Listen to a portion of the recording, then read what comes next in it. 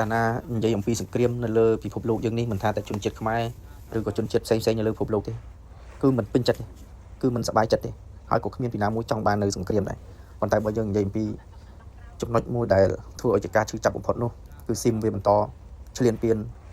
មកដល់ពេលបច្ចុប្បន្នពីរលើកហើយបើយើងនិយាយអំពីមួយរយៈចុងក្រោយនេះប៉ុន្តែបើនិយាយពីប្រវត្តិសាស្ត្រទេពូជសាសន៍មួយនេះគឺពូជសាសន៍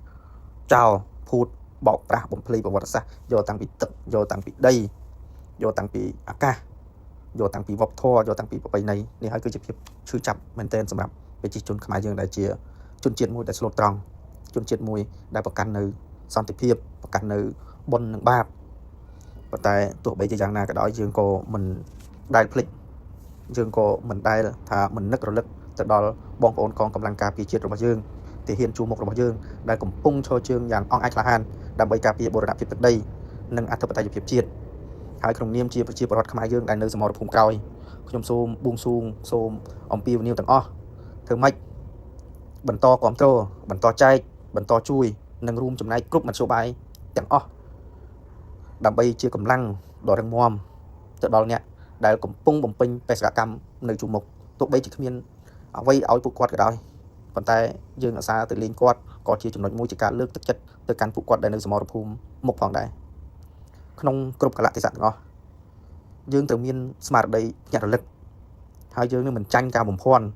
ការបំភ្លឺឬក៏ព័ត៌មានមិនពិតដែលអាចបង្កឲ្យមានការបែកបាក់នៅផ្ទៃក្នុងរបស់ជាតិ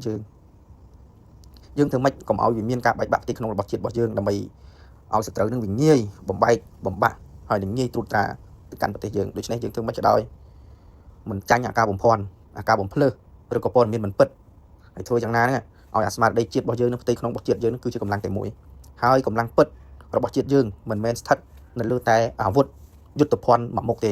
ប៉ុន្តែវាស្ថិតនៅលើអីវាស្ថិតនៅលើការរួបរวมសាមគ្គីភាពនិងទឹកចិត្តស្រឡាញ់ជាតិរបស់ប្រជាជនខ្មែរយើងទាំងមូលគ្រប់និន្នាការគ្រប់ចិត្តទៅពិន្ទុអានឹងហើយវាជាចំណុចមួយដែលធ្វើឲ្យជាតិរបស់យើងសាមគ្គីភាពគ្នាហើយក្នុងនាមជាម្ចាស់ទឹកម្ចាស់ដីយើងគ្រប់រូបមានភារកិច្ចស្អីគឺថែរក្សាពេលដំណើរនៅពុកពាក់បរិសុទ្ធរបស់យើងដែលបានថែរក្សាទឹកដីដូនតារបស់យើងការពារផលប្រយោជន៍ជាតិនិងលើកកម្ពស់កិត្តិយសរបស់ជាតិយើងហើយក្នុងនាមជាកូនចៅក្នុងនាមជាជនជាតិខ្មែរយើងប្រគិតអំពីប្រយោជន៍ជាតិជាធំហើយចេះរួបរวมការពារនៅកិត្តិយសជាតិដើម្បីអនាគតកម្ពុជាយើងឲ្យរឹងមាំដើម្បីអនាគតជាតិរបស់យើងទៅថ្ងៃខាងមុខខ្មែរស្រឡាញ់ខ្មែរសាមគ្គីខ្មែរដើម្បីកម្ពុជាយើងដូច្នេះយើងត្រូវធ្វើម៉េចគឺត្រូវសូមគិតម្ដងទៀតដើម្បីកម្ពុជាយើងជាតិរបស់យើងរឹងមាំពេលប្រជាជនរបស់យើងចេះរួបរวมជាធ្លុងមួយជាតិរបស់យើងរឹងមាំនៅពេលដែលប្រជាជនខ្មែររបស់យើងរួបរวมគ្នាជាធ្លុងមួយបាទសូមអរគុណ